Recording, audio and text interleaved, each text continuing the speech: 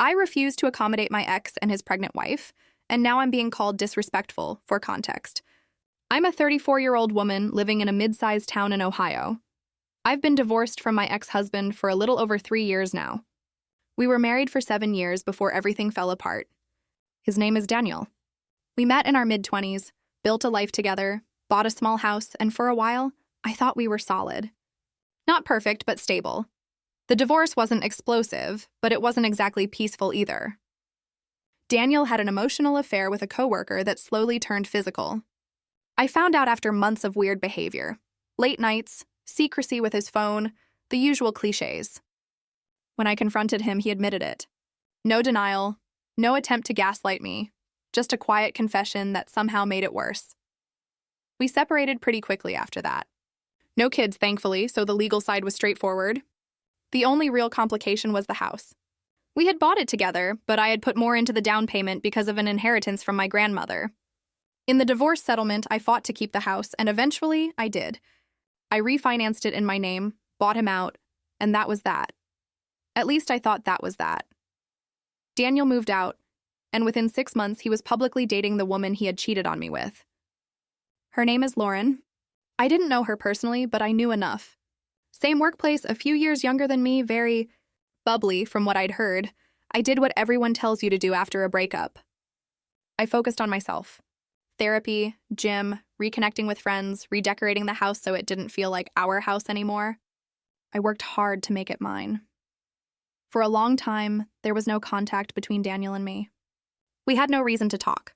It was actually kind of clean, which I was grateful for.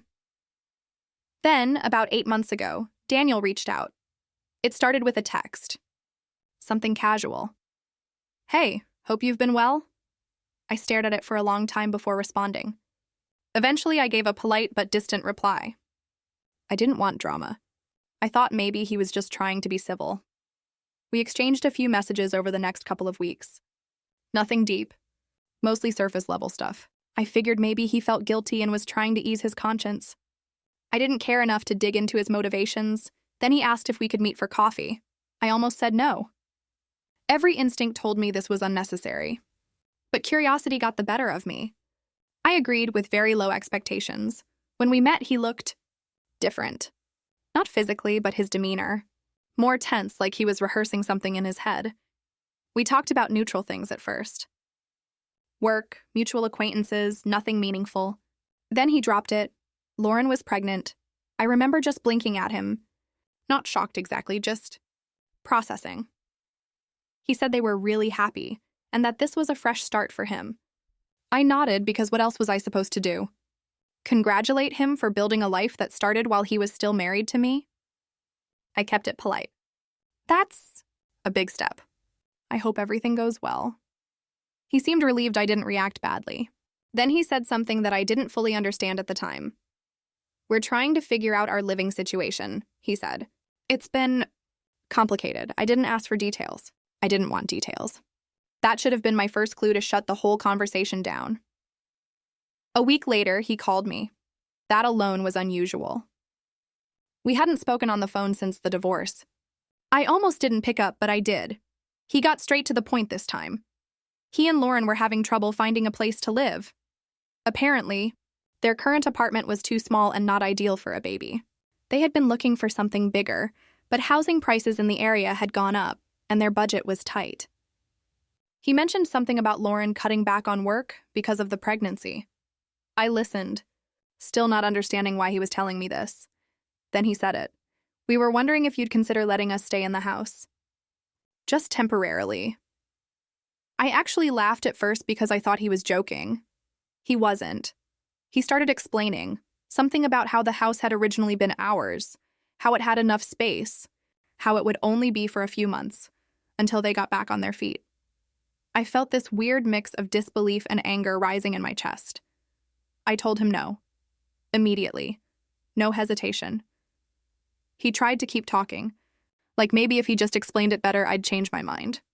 He said they'd stay out of my way, that they'd help with bills, that it would be mutually beneficial. That phrase stuck with me. Mutually beneficial. I told him very clearly, that there was nothing beneficial for me about letting my ex-husband and the woman he cheated on me with move into my home. There was a long pause. Then he sighed, like I was being unreasonable. "I just thought you might be willing to help," he said. That's when something in me snapped a little. I told him helping didn't mean sacrificing my peace, my boundaries, and my sanity for people who had already disrespected me in the worst way possible. I said I wished them the best, but this was not something I would ever agree to. He didn't yell. He didn't insult me. He just sounded disappointed, which somehow made it more infuriating. We ended the call on a cold, polite note. I thought that was the end of it. It wasn't. A few days later, I started getting messages, not from Daniel, but from other people. His sister Emily texted me first. We had been friendly during the marriage, but we hadn't spoken much since the divorce. Her message was long and carefully worded. She said she understood my hurt, but that Daniel was in a difficult situation and that Lauren's pregnancy made things more urgent.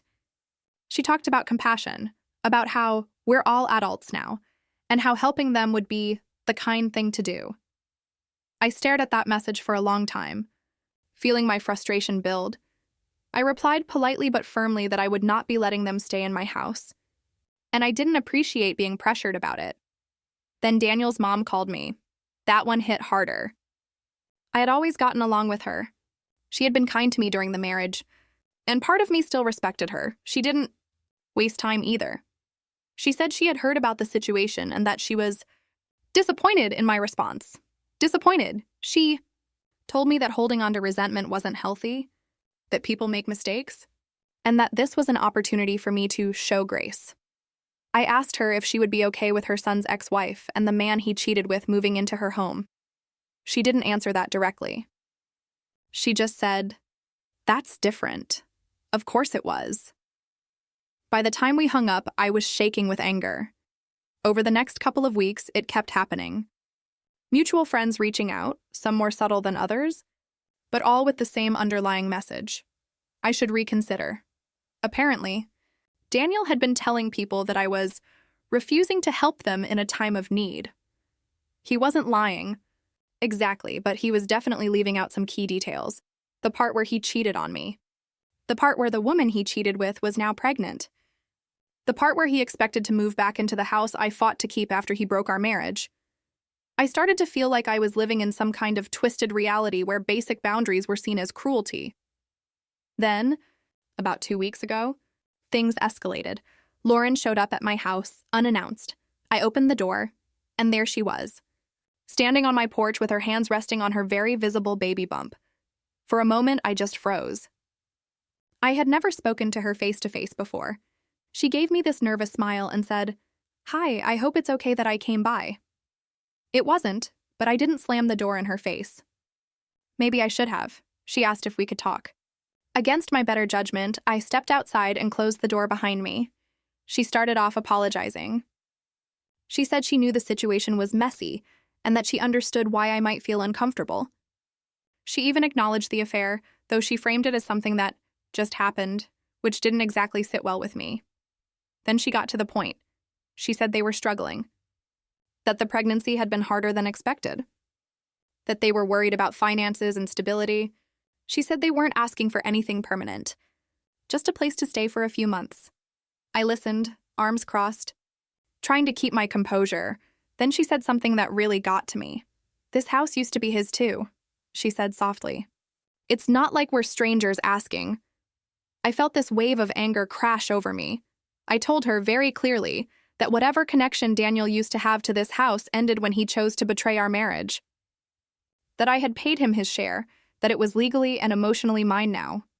She looked hurt, but I didn't stop. I said I was not responsible for fixing the consequences of their choices.